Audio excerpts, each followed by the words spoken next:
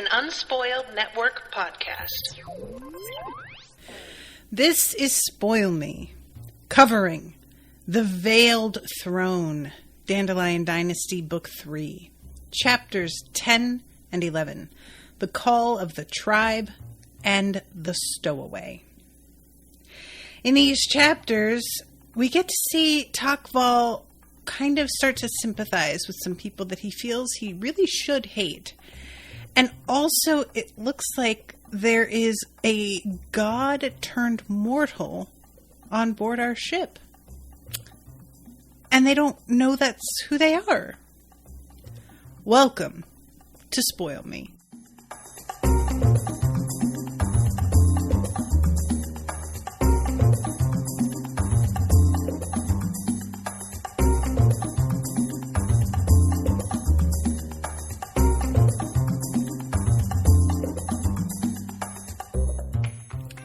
Welcome to the show, everyone. I am Natasha. Thank you very much to Kyle for commissioning this episode.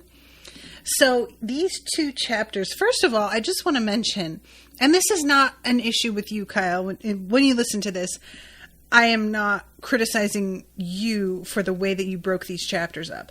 But I do want to say that I'm only covering two chapters here. And in the audiobook, each of these chapters is over an hour, which is like wild, because usually that is not how things get broken up. And when I checked the page count, it is like around 50 pages. I don't even understand how that's possible, because that is just a lot longer than anything else that I cover in terms of, and he doesn't read slowly for the audiobook or anything, you know? But it makes me feel a little bit better looking back at the way it had been broken up. I always feel like I'm sort of running out of time by the end of the episode. And there are certainly some books that just happens consistently because it brings up a lot of like ancillary topics that I wind up talking about. But I think that these are like, whatever the way they've broken down like the page numbers is maybe the print book is just has bigger pages for all I know. But it does seem like there's a lot more content in these breakdowns than usually is for 50 pages. So all that to say, if I do begin to run out of time on this one, I apologize. I'm doing my best. I just want to make sure to give everything equal like attention, but it can be really hard to predict once I start on a bit of a tangent how long it's going to take for me to like make my fucking point. Because I can be a little bit wordy. Okay, so the Call of the Tribe. On Dissolver of Sorrows, they are watching the city ship as it begins to blow up, and they're very delighted because it seems like their whole plan has worked out. As we find out later, the plan really was predicated on spacing out these explosions in such a way that each of the little, like, they have these sort of areas behind bulkheads that if the hull is breached in this spot, it will still stay afloat because it's completely separate from this other spot. And they were meant to target all the way down the hull so that the entire thing would be blown up. But they didn't wind up having the time to do it the way that they planned. So the ship looks like it's beginning to go down, but it winds up being a lot easier to patch up than it should have been. So pretty quickly, this stops sinking. So Dara is determined to stay and rescue whoever, stayed behind. And then we go onto the ship. Takval is there with all of his people who are like celebrating their success. And he says, we've got to get up on deck and get off of this before it sinks. The only thought in the mind of every terrified Lyucan warrior was go up to get as far away from the deadly rising water as possible. As the column of Marines climbed a ladder, Takval, taking up the rear, looked down a passageway to the side and saw two figures at the other end climb down, deeper into the ship. He stopped. It was possible that the two were just stragglers trying to find another way up, but it was also possible they were heading down to try to save the ship. So he's kind of like, I don't see that these two can save the ship. But also, I didn't, like, our whole gambit here really shouldn't have worked as well as it did, and it did. So maybe logic doesn't have a whole lot to do with it, and I should just be cautious and go and check out what they're doing. So many things in life depended on seizing the slimmest of chances. That is so much truer than we want to admit. It's just, nobody wants to address that part, but yo, it's just reality. So because the Marines are trying to come with him, and he says, the rest of you need to get up there and secure a way to leave the ship, find a coracle or a boat. I'll join you as soon as I'm done. That's an order. And they salute and obey. And he is kind of startled because he wasn't sure if they would. And that moment is like the first time that he actually feels like a genuine leader. And I was delighted for him. I just really, like, anytime that you see somebody who is being doubted and they have proven themselves to be worthy, especially when you're in their POV and you can tell that they're a decent person, and they start to get the respect that they have deserved this whole time, it's just really gratifying. So I'm hopeful that this isn't something that, like, because as he says later, he is pretty certain that Dara blames the deaths of the other Marines on him.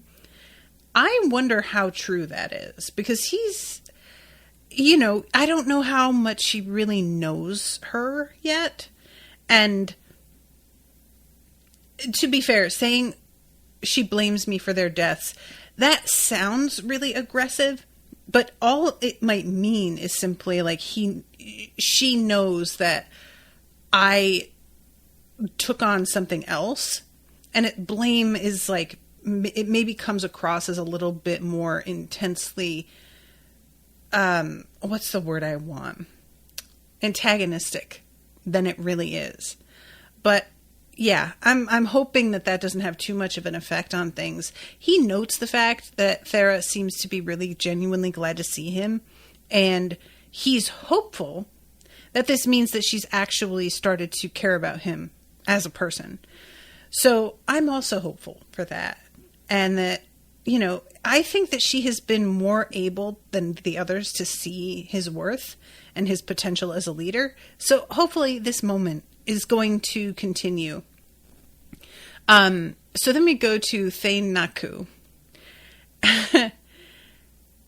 He had been hysterically jumping up and down on the top deck, demanding that his Naros Votan find some way to destroy the magical Dara ship. Had fallen to the deck as the explosions rocked the ship. His head struck the hardwood, and he lost consciousness. So he wakes up, and they're telling him, we're sinking, you need to get to a lifeboat. And he's like, what are we even going to do on a lifeboat? We've got the sea on that side with no shore in sight. And we've got the wall of storms on this side. Don't fucking try and talk to me about a lifeboat. Plug the leaks and fix this shit. And they're like, we can't. There's all these fires. There's just no way for us to fix all of this. And as they're talking about this, it's continuing to sink. And it says, as he surveyed the chaos on deck, the primal animal-like panic drained out of his eyes. The incredible run of bad luck seemed to have a transformative effect on him. Since the worst of his nightmares had come true, there was nothing left to be afraid of anymore. So, he then makes a speech and is basically like, hey guys, I know shit looks bad right now, but we've got a Dara ship over there that is clearly like their masthead. Look at the whole style of it, the way it's built. Somebody important is on that ship. And if we have somebody important, we've also got plunder. There's probably riches. There's definitely going to be food. So now that we're in this position and we have to abandon ship anyway, why don't we go and take that fucking ship and attack it? And we can take all those people hostage and we can take all of their food and just imagine how fucking great it's going to be. And it really does work. I mean, you know, I'm not mad at it. There are times where a rousing speech working can feel a little bit like, I guess. But these people, excuse me, oh my God, I just like spit into the mic. I don't think I've ever done that before. I'm on camera too, of course. But these people, they don't have a lot of options right now. And so there is that like factor to consider that when you really just think, well, I guess we're all dead, and somebody's like, or we could do this other thing that's actually like possible, you just cling to that, you know? Of course you would. So I am totally fine with the way that this works. And honestly, the plan sounds like they may have pulled it off if things didn't go the way they do.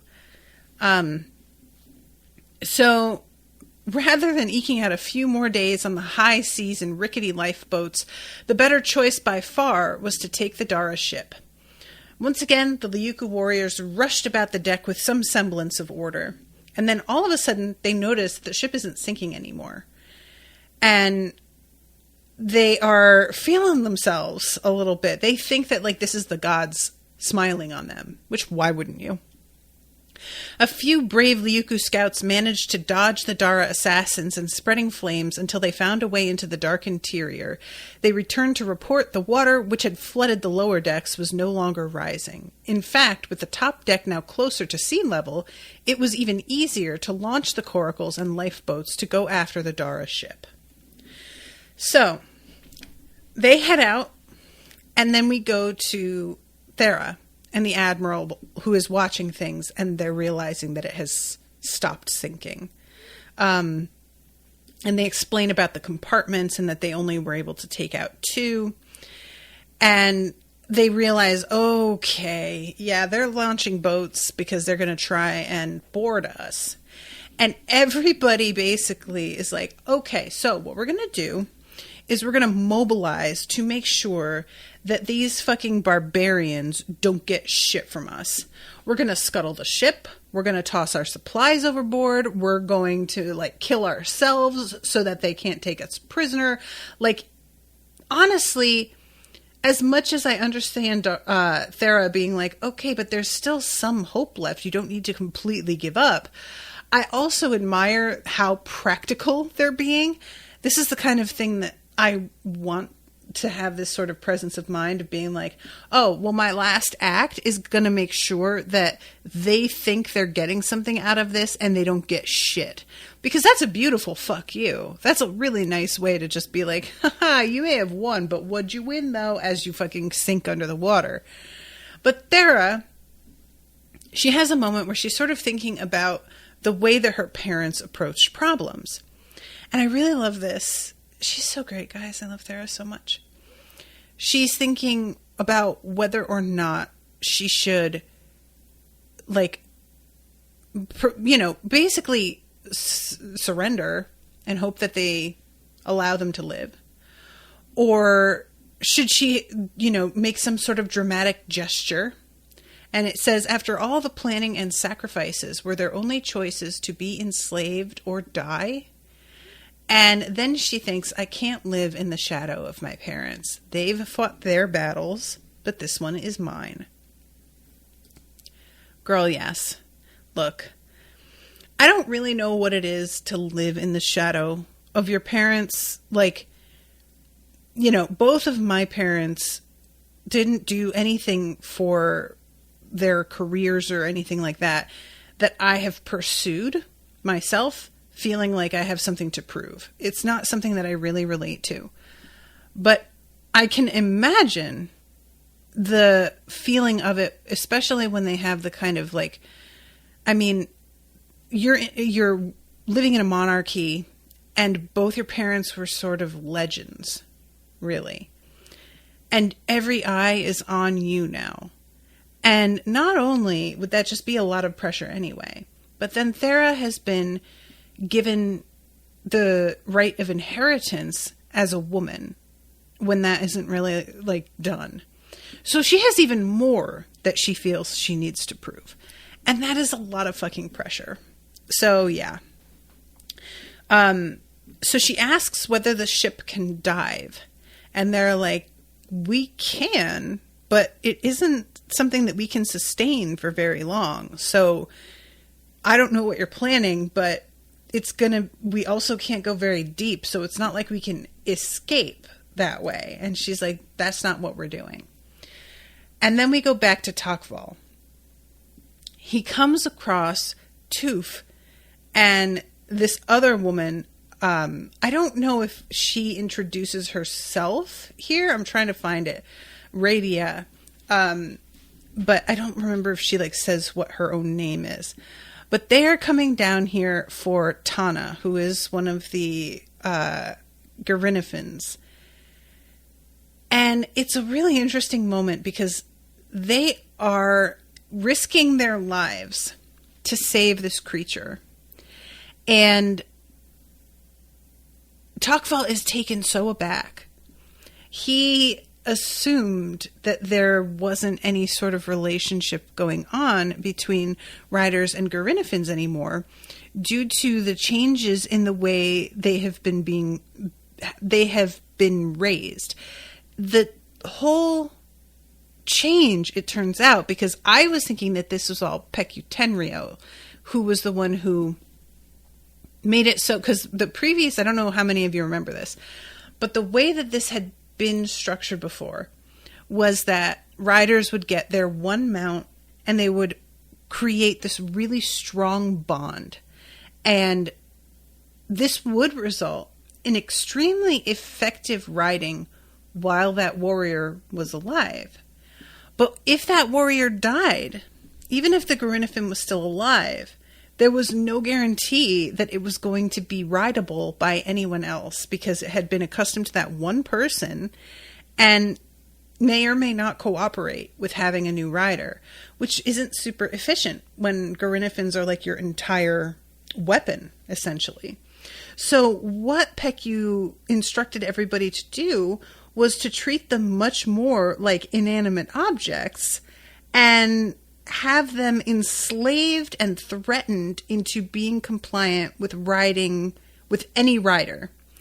And it's sort of like wild because what they did was simultaneously try and make the Garinifans seem less like people by emphasizing sort of their animal aspect, while using the Garinifans' families and young against it as a threat to force its compliance, which implies the sort of emotional attachment that people have to their own families and the sort of understanding of a threat in a abstract sense that one really associates with human beings.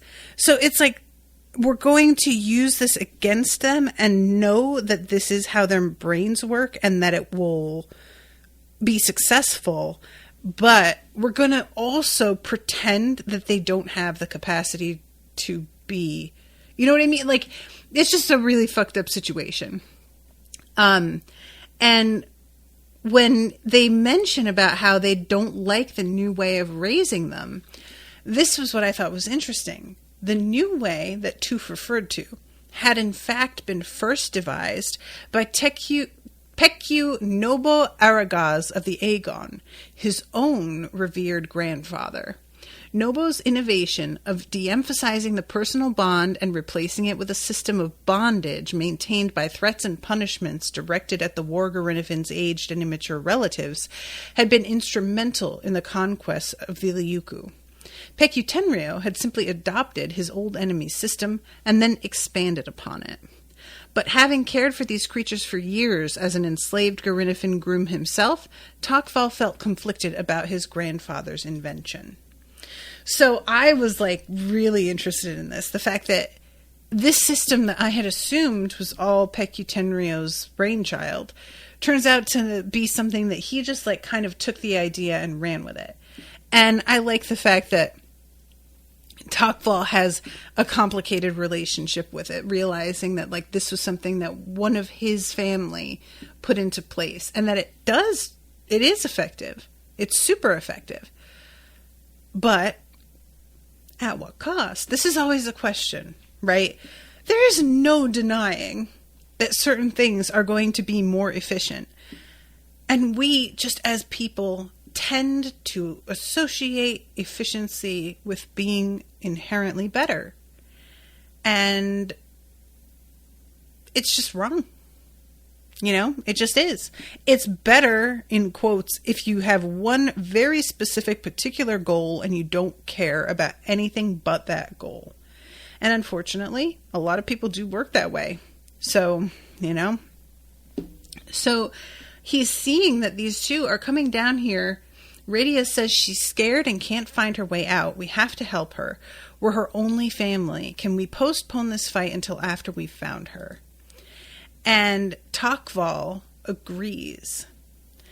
And this whole thing, guys, it jumps around a lot in these chapters, so I'm going back to the God's perspective here. But oh no, not the gods here. Sorry. I'm with Boundless Pastures again, but I'll come back to it. So, in the distance, the Dara fleet seemed to have recognized their assault had gone awry. And Thane Naku is watching them and is just like, yeah, we're coming at you, no worries. And then all of a sudden, they begin to dive. And they notice that they haven't dived all the way. And they're just kind of like, what's going on here? And all of a sudden, they begin to hear this sound. And this is interesting. This is one of those things that it is a lot more intricate, the description of how this works, than what I'm going to relay to you all. Suffice to say, there is a system using like trumpets and reflective instruments and whatever meant to amplify the sound that is an imitation of whale song. And it's based on Kami is a scholar that has come with them. Kami wrote an essay about whales and their the fact that she asserts they practice midwifery, and generally the structure of like their society, and she has an intimate knowledge of whale anatomy. So she is able to create this sort of apparatus that imitates them. Excuse me. God, I'm sorry, guys. Spitting into my mic, hiccuping, I'm sorry. So this was something that they had like worked on before, you know, getting onto the sea, and they had considered it as a potential like main plan. But it was so theoretical, nobody felt really comfortable with being like, okay, this is going to be the plan that we go with. They were like, this is interesting. Let's keep it on the shelf and we'll do something else. But we will want to revisit and experiment with this. So then we go into the POV of this whale matriarch. And we go from them to, or from her to a bull whale later on. And this is one of those things that I feel like it could go so poorly in the hands of the wrong writer. Does that make sense? You tell me that you're going into the POV of the whales to understand the fact that they choose to help. And there's just a sense that this could be extremely corny. And I just thought it was so well done. And it's like, without being too... I feel like he really walked a line between making the whales feel a little bit too humanish and making them seem too much like animals that simply are doing something because of being drawn to by instinct. There's reasoning happening here, you know? So they glided through the ocean, diving deep into the aphotic abyss to catch the many tentacled giant squids and octopuses they prized. And there's this, like, sort of moment that's so frustrating to me. This description of the violence of human beings and the way that they are essentially like these little monsters that shouldn't be able to take down whales.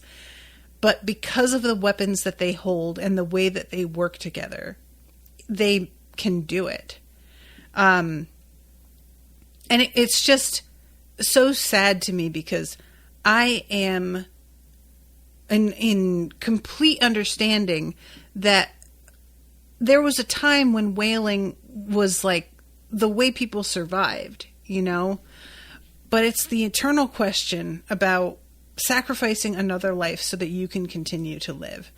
And how much of that is like, are we comfortable with? And of course, in a lot of the world, whaling has been outlawed because of the way that the progression of weapons and stuff has like made it so that it could be essentially a massacre, whereas it used to be a lot more of a struggle, and whales began to go extinct. So this is a whole different situation. But yeah, it was how many members of their pod had been killed, their carcasses slowly falling into the abyss after being stripped of blubber.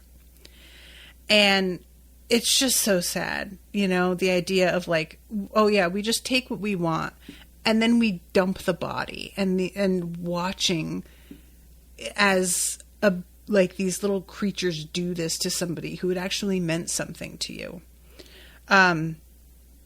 So she hears this song, and the way it's described is so neat. When this strange half-submerged little ship lying next to the gigantic island ship began to sing in the language of the whales, the matriarch of the nearby pod was suspicious. The accent was strange, and the articulation lacking. There was no beauty to the song at all. But there was nonetheless a rough sketch of the map of an alien mind, the first signs of the presence of not mere intelligence in these ship-bound air remoras, but also an emotional life. Such a thing had never happened in the memories of the pod, and the matriarch wasn't sure what to make of it. Whales did not intrude on the affairs of ships, no more than migrating turtles interfered in the councils of coral reef shrimp. But the sound of the ship whale grew louder, more insistent, and in its tremolo notes the matriarch could sense death and suffering, terror and grandeur. So, she calls all of her pod to help with the defense here, and they begin to bash into the lifeboats of the ships that are attempting to come and board them. I say ships. Yeah, little coracles and dinghies and whatnot. And the submerged boat's beam of light pointed upward like a slanted sword, piercing the gloom of the sea, shining a spotlight on clusters of Lyucan craft. Wherever the beam of light pointed, a whale struck, smashing boats, breaking coracles, mangling limbs, shattering bones.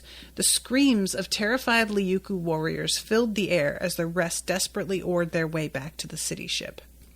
This is something that I want to look into. I meant to after reading these chapters, but I just didn't have time. Whether or not whales actually do like attack ships and take them down, because I had never heard, like, I have heard about whales that are responsible for like what seemed to be accidental capsizes, and you know, I don't know about how aggressive they tend to be in this respect, and I am really curious about it because good for them if so. I hope it's true. So Takval, Toof, and Radia found themselves in waist-deep water. They get to the Garinifin, and she has a chunk blown out of her head. Where her left eye had been, there was now a crater-like wound from which gore oozed. And this poor creature, Tana, is growling at them and isn't seeming to recognize them. And it's because the being that did this to them, that did this to her, was a human, and she's reacting out of pain and fear here to humans who she feels are just like responsible for what happened, and I'm not mad at her for that. And eventually they are able to like get her to recognize them, but it goes in and out a lot. You know, it's she has this sort of haze that comes over her, and they can see when it happens, when she starts to get really aggressive again. So as this is all happening, because this is below decks, there's a bunch of the Marines that are on top of the deck of the Lyucan ship, Boundless Pastures. The leaderless Lyucan warriors milling about finally noticed the strangers by the gunwale. With blood-curdling cries, they converged on the spot. "Get into the coracle!" shouted one of the Marines to her comrades. "I'll wait behind for Prince Takval." "How can we live with the shame if we left now? We promised to wait for him." The Marines knew that Takval was likely long dead, but no one would get into the coracle. In the end, they raised it as a barricade and fought behind it against the Lyucan onslaught. The Marines were illiterate, and none could recite an inspiring quote from one of the Anno sages. Instead, they chanted, "There was never doubt in my heart," as Matazindu, hegemon of Dara and a demigod to all soldiers, was reported to have done as he made his last stand by the sea. Blood and gore drenched their armor and faces and slicked the deck beneath their feet. 36 Lyucan warriors lay dead before the last Dara Marine fell. I'll tell you what, that is fucking impressive, though. The thing that kills me is I don't know how much they're going to find out about this, like, act of heroism, because the ship does wind up going down, you know, like, so, yeah, just very curious about this. So we go back to the whale and the beam of light that is, like, constantly lighting up this one particular ship. And she's, like, has to be convinced to get involved. But finally, she tells this bull whale and is just like, yeah, go do this.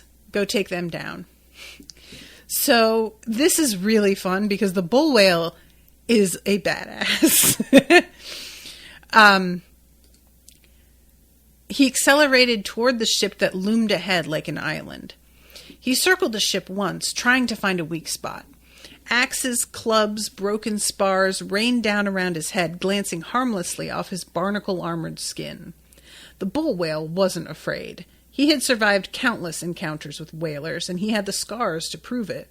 When harpooned, instead of running away, he had headed for the whaleboats, forcing the whalers to cut the cables attached to the harpoons, much like he might escape a particularly devious giant squid who attempted to drown him in the abyss by severing its tentacles. The harpoons had remained embedded in his body, piercings around which the flesh had healed, stronger than before, like so many war trophies. Yo, once again, is that true?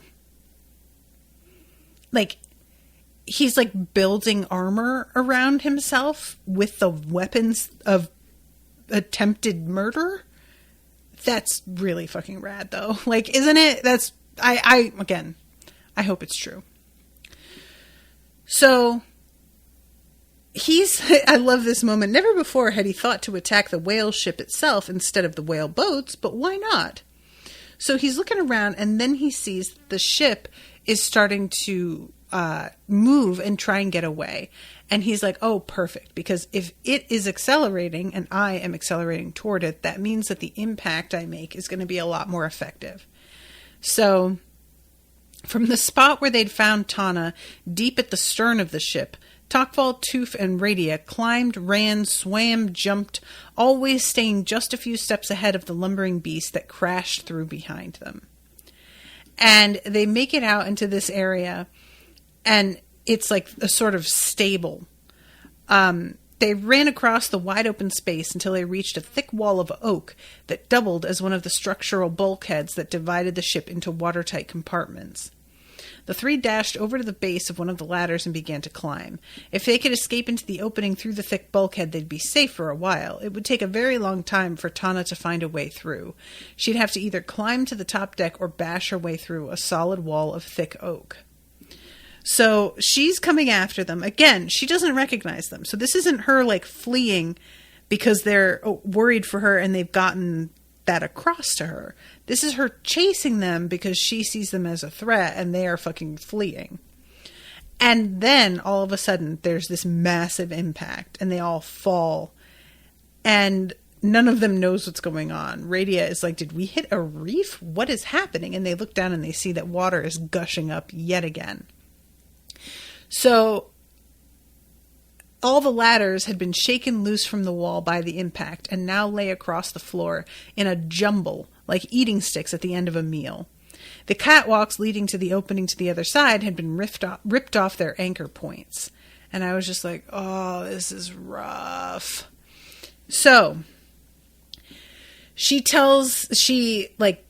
they both help Toof to get up above deck and get a rope to help them reach the top.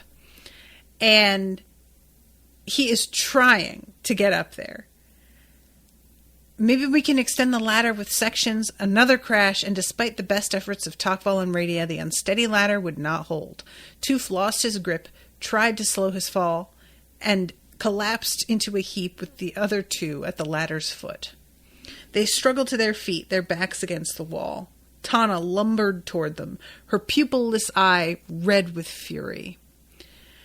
And then we go back to the Thane of Boundless Pastures, who is looking at this fucking whale that is just intent on the destruction of his ship. And he does not know what to do here. He's trying to talk to the crew about, like, cutting down the mast, using it like a spear, all this shit that's just, like, I understand that you have to make some kind of effort, but it's clearly not going to work. And he turns around, and all of his warriors are huddled and in shock. And he realizes at that moment, it's over. He's like, there is so much that I can find a way for us to recover from. So many different instances of setbacks that if I handle them right, I know I will be able to muster them again. But when they lose heart like this, that's it. There's no coming back from it. And he just realizes it's over. He chucks his axe in one last, like, defiant moment. The whale slammed into the ship like a flesh battering ram, and broken pieces of timber exploded in every direction. One jagged piece went straight through Naku's neck. So the crew on Thera's ship is just like watching all of this and kind of stunned. Signal the fleet with a lamp sent aloft by kite. Patch up the ship as well as you can. We'll row in and look for our comrades. Takval stood, a smile on his face. He took his war club off his back. To die facing one's enemy, weapon in hand, was the greatest honor an Aegon warrior could have. Radia and Toof, however, had lost their weapons. And the two of them, obviously, are trying to convince Tana that they are family, essentially. And she is having a hard time. She's not hearing it. She'll, like, seem to, and then begin to freak out. To be killed by a creature they had raised was a risk every Garinifin rider faced, but that didn't make this any easier. And then things begin to collapse. She's falling into the water. They're like, just shit is absolutely falling apart around them. And all of a sudden, Toof begins to sing. And you guys, I really had a hard time not crying here. because she's scared and doesn't recognize them and is like, aware that death is coming. And it says she was again the hatchling that had emerged from the shelter of the egg into the cold, pitiless air under the stars. Seawater rose around her as salty as the amniotic fluid that had covered her at birth. She was again the motherless child who no family wanted to take in. The pain in her head threatened to drown her as much as the water around her. And so he sings, "The stars are colder than a lone-tusked tiger's tears. The wind is more bitter than a dead wolf's liver. Lie against my chest, my darling, my dearest child." I'm tearing up, you guys. You're never alone when you hear the tribe's lung song. Tents sprout across the scrublands like mushrooms after rain. People roam the endless grass like stars through the cloud sea. Feel my arms around you, my eyes on you. Feel my breath against you, my voice through you. You're never alone when you hear the tribe's lung song.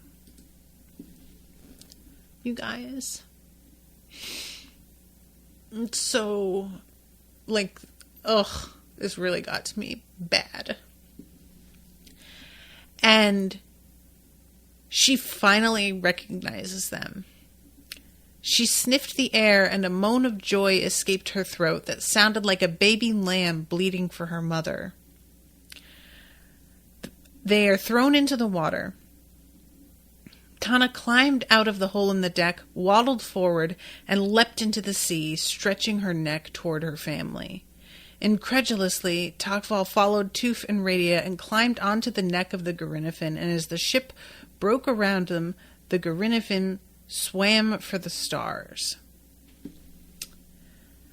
And she winds up dying. And it was so mean.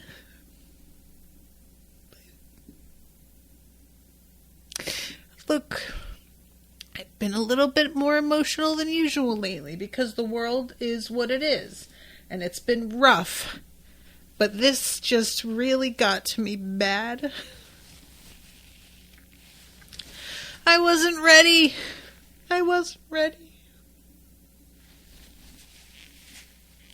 Ugh. People always laugh at the fact that I have tissues ready, but I'm such a crybaby that I have to keep them on my desk. Okay. So,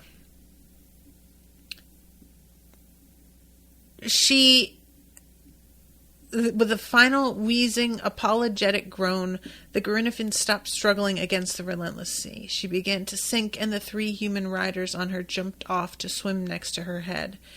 And he yells at her, "Don't give up." She gazed at Toof with her lone eye, and it didn't even close as she sank beneath the waves. This killed me, guys. This is so... I can't even... I hate it. And I hate the fucking asshole scholar who blew her up, too. Who... I don't remember. Did he get away? Is he like the one that's on the ship? Or did he get eaten? I feel like he got away. I don't remember. But anyway, okay. So, we go back to the Dissolver of Sorrows, Thera's ship. "Why are we looking for Lyuku survivors?" asked Takval. "Because before the sea, all men are Votan Rutasa," said Thera. Her voice was cold. And he's just remembering how, she was really happy to see him and relieved. But as soon as it became clear that he was going to be okay, she kind of backed away from him and got really stiff and formal. And he is thinking that she blames him for the deaths of the Marines. I'm not entirely sure that's what it is. I could see that, honestly, she was still in a relationship with Zomi. And if she starts caring about him, it might just feel wrong. You know, there's a part of you, even if everything is above board, that can feel guilty about moving on, and I kind of think it might not be about him the way that he thinks. So, in the end, Radia, Toof, and Takval were the only ones to be rescued. Dead bodies drifted all around them, glowing gold like a field of chrysanthemums. So, they find their people as best they can to give them, burials. Toof and Radia, bound prisoners, sat mutely in shock on deck, silently mourning their dead mount and companions. Takval also convinced Dara to salvage some fragments of wreckage. Although much of the foodstuffs from the city ship were spoiled by the sea, many of the chests and pouches adrift contained raw materials and finished Lyucan artifacts that would be useful once they reached Gonde. So, at the end of this chapter is the announcement that they found a stowaway. And this is chapter 11. So, this is wild. We've got all of the gods talking to one another. And they are deciding, because there is one of them who is like, I think that I am going to become mortal in order to follow them past the Wall of Storms. And it's Lutho. He's the one. And most of them are like, this isn't our job. We're supposed to protect Dara. And shit's really going left. And you want to become mortal and kind of abandon Dara? And he says to them, essentially, I think that we are doing our jobs wrong. We were told to watch over Dara, but whenever we try to get in contact, it has as much chance of not working out as it does of working out. And we have been so involved to a point that I think maybe is more meddling than helpful. A good parent sees the nature of the child and tends to it rather than thwarting it, which that is so true. This is something that I wish more people would admit, that kids have really distinct personalities in a way that makes our attempt to create a uniform system of education and management of children really silly. Kids don't react the same way to different things, and so our attempts to just make it so that, this is how you raise children is foolish. And this is something that you will hear so many stories about a kid that just he had a behavioral issue or perhaps a learning disability or something. And it was just no, they just needed somebody to approach things slightly differently for them. But anyway, I digress. So a good guardian ought to do no less for their charge. It is the nature of mortals to ever enlarge their realm of understanding and seek mastery over their own fate. Perhaps we should let them withdraw our presence, manifest our divine nature through patterned regularity in our respective domains. Rather than corralling them ineffectively with blunt force and unsolvable mysteries, let's step back, let the mortals weigh the fish and discover the wonders of a universe that is knowable. With enlarged souls, they may guard themselves better than we're able. And he says this just before he turns into this woman. This young girl, actually. I think she's only 12, if I'm not mistaken. And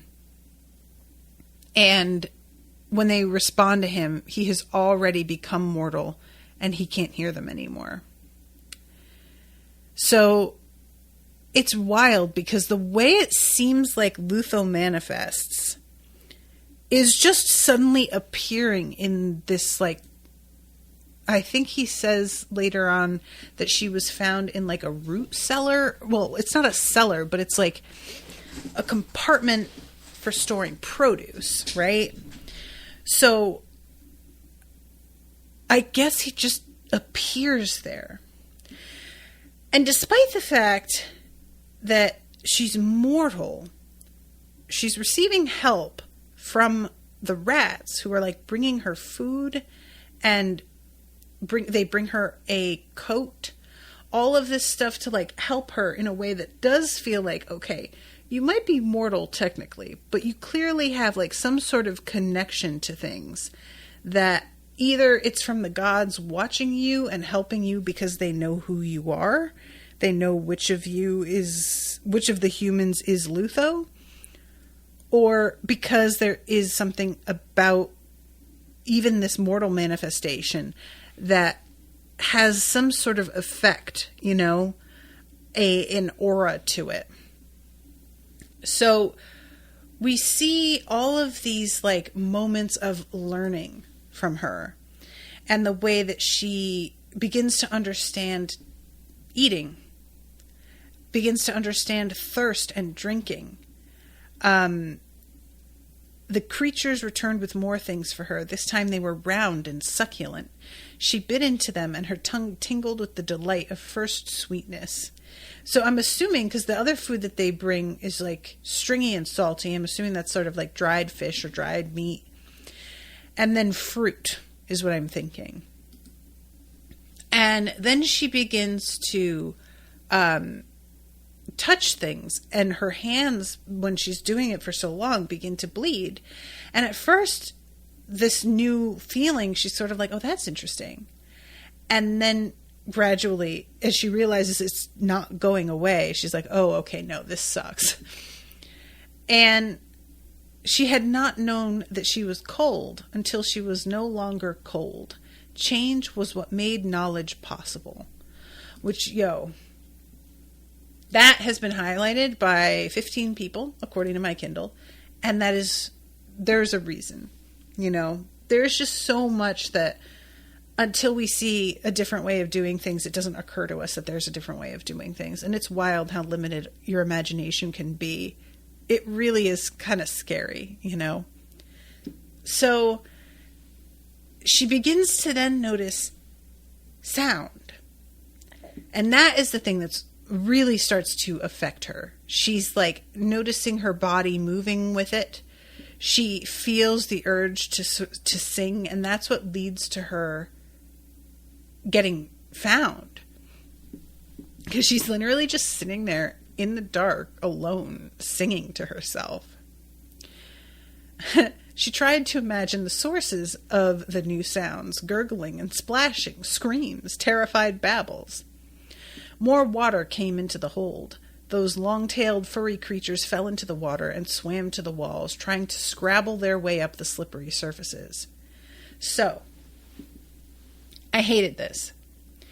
She is starting to drown and doesn't realize that's what's happening. She doesn't understand breathing, water, all of this. And she grasps a rat, thinking that it can save her somehow. And it bites her, but she doesn't let go and squeezes harder and eventually kills it. And doesn't understand that it's dead. And finally, she puts it together and has this awful moment of grief and realization of what death means. A pain that she had not known before began to fill her, starting at the thumping in the middle of her chest, moving up until it stabbed her behind the eyes. Her vision blurred and her breathing became shallow and fast. That was how she learned of sorrow, of regret, of death. She began to sing the only song she knew, the song that had taught her she had a voice. It was mourning. It was memory. It was a defiant affirmation of life. And this killed me too. These rats are what have been bringing her food and clothing and caring for her, and she killed one, not knowing what she was doing. Can you imagine this little being and you don't really know what's going on and realizing that you just killed one of these things? I would feel so guilty. So then we go to Thera's POV. And yeah, the girl was about 12. I was right about that. I couldn't remember. Dark-skinned and long-limbed, with the bright green eyes common among the people of Han. Instead of looking back at Dara, her eyes scanned the sea, darting from one piece of wreckage to another. Her gaze seemed to linger on the floating dead bodies, and she made terrified mewling noises in her throat. So Dara, of course, is like, does anybody know who she is? Like, and this guy says she doesn't seem to talk. She can hear, she's singing, but she doesn't seem to know how to speak. And she says, what, was she a child of the gods? And that's the first words that this girl repeats. And the Admiral thinks that she's been lying about not being able to speak. But Thera notices that the girl is just repeating back what is being said around her. And Thera starts to realize, oh, she's just imitating. She's not actually, like, speaking. She doesn't know what she's saying. She's just, and she's able to, like, perfectly imitate the accents of certain languages. So eventually, once she begins to learn how to speak, she is given multiple, like, ways of saying things. And I think that's really interesting, the idea that she can learn not only a more formal or correct way of getting an idea across, but she's probably learning some stuff in vernacular as well, and obviously multiple languages. And this is something that I always found really surprising as a kid. I got complimented when I would, like, try and speak Spanish or sometimes French in another class. I would always be complimented on my accent, and I found it funny because I was literally just imitating the sounds I heard. It wasn't me, like, it felt to me like the kind of praise that doesn't really mean anything, because all I'm doing is imitating you, and that doesn't really, that's not a skill. And it gradually I started to understand, like, it is a skill. It's just different. You know, but it's wild to me how many people you try and explain, like, it's pronounced corazon and they say corazon. Does that sound like what I just said to you? Does corazon sound like corazon? Does it sound like what I said? It's so, you just repeat the sound back. And granted, sometimes there are sounds in certain languages that aren't common sounds in English. So it's not something I'm used to doing. But it's just weird to me sometimes how people will manage to, like, interpret a sound into their own accent, which to me sounds harder than just repeating what you heard, you know? But anyway, so we go between, like, back and forth between her and Thera. And her understanding of language, her beginning to, like, really want to learn how to communicate. And Thera is realizing that there's something about her being so childlike that might actually be really helpful for the bridging of the language barrier between various peoples that they're dealing with here. I just love this. The main reason that members of the expedition had been slow to learn the language of the Scrublands was they were already such accomplished men and women. Weighed down by the respect they thought of as their due, it was difficult for them to relieve themselves of these burdens, to risk being seen once again as silly and incompetent, to learn the names of simple everyday things, to struggle to express themselves, to be vulnerable. In other words, to be like children. So much of learning consisted of forgetting how much you already knew. If that isn't the truest shit. This is something that is so infuriating. If you are ever around a person who is impatient and a person who doesn't speak English well, the assumption that because somebody is speaking in a childlike way, that indicates they are childlike or not as intelligent or aware it's so easy for people to fall into that pattern of thinking, and it's so untrue. And people have just very little patience when somebody's trying to learn their language, And it's, like, it does take a kind of willingness to just embarrass yourself. And I think about this now and wish so much. I was so young and I already was feeling this. My father wanted me to learn Spanish. Of course he did. That was his main language. And as a kid, when I would speak it in front of him and make mistakes, he would laugh, understandably. And it wasn't mean-spirited. He wasn't laughing at me. But even then, as like a 5-year-old, I felt how like embarrassing it was to not know what I was doing, because I was already showing myself to be like above average in terms of my reading capacity and stuff. So to then suddenly be thrust into this position where I can't even put a sentence together felt really like humiliating. And I wound up never properly learning how to speak Spanish. And I think about that all the time and how much it must have bummed my father out that I just never really was able to connect with him in that sense. And also how useful it would have been for me to know Spanish. Like, there's so many places that would have been helpful for me, So yeah, I have a real problem with like ego and setting pride aside to do something and do it badly. And that so many of us are like that, They talk about like it's harder to learn languages as an adult, and most people tend to just sort of put that down to the elasticity of the brain. And that might be partially true, of course. But I think there's also that aspect of it, of simply not being willing to just make a fool of yourself, So anyway, she says that her name eventually is Thorio, which nobody really likes, but they decide that they're just going to go ahead with it because it's not like there's an argument about whether or not she is from the Scrublands or if she is from Dara. And at one point when Takval is like trying to say that maybe she should have a Scrubland name,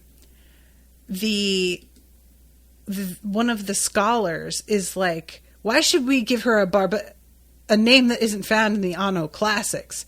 And Takval isn't a fool, and he knows what the fuck that guy was about to say. So that's embarrassing. So the fleet retraced the voyage. I'm so over time. See that, guys? I'm sorry. The fleet retraced the voyage taken by Luanzia all those decades ago as it followed the Great Belt Current around the ocean. And she is just watching all of these different, beings of the sea, seaweeds, all of this stuff, and learning all of these different languages. It's really fun too, like the names that things are given for the common people and the gluttons, as it's said here, versus the names that they're given by scholars. And they start talking about food. And Toof mentions this thing called mouflon sponge. And it turns out to be the brains of an animal. And they are arguing about the best ways to eat it. And potentially doing it before the heart has stopped beating. And this is just one of those moments where they start to argue about, well, you kill your animals to eat it. And they're being like, yeah, that's different than eating something while it's fucking alive, which is really kind of screwed up. And eventually, Thera steps in and is just like, guys, can we stop? There's no, why are we even arguing about this? And Thorio is like, the great barbarism is that we all have to die. And you guys are acting like we're different from this fish. We are spending all our time trying to see who's superior to the others, and it's just vanity. What do the gods know? The sages no longer breathe, and the gods never speak as we do. What do they know of bodies scattered upon the sea after a battle? What do they know of the infinite wonders of the mind, extinguished upon the death of every life? What do they know of being alive? And this is just like, you know, her focus is not wrong. It's just something that we, of course, lose sight of all the time. So, oh my God, you guys, there is so much more to this. There's no way I'm sorry. I had really thought that the chapter sort of ended around that spot, but it doesn't. There's a little bit more. So I'll tell you what, next time I'm going to start by wrapping up that chapter, but I'm almost 10 minutes over now. So I really do have to wrap. Apologies, Kyle. I tried so hard to stay on task here, but it was hard. But yeah, let's see when the next episode is going to be. August 2nd. So not too far. Yay. All right, cool. Thanks everybody so much again for listening. Thank you again to Kyle for commissioning this. Hope you are enjoying the coverage despite me being a little bit all over the place with it. And until next time, toodaloo, motherfuckers.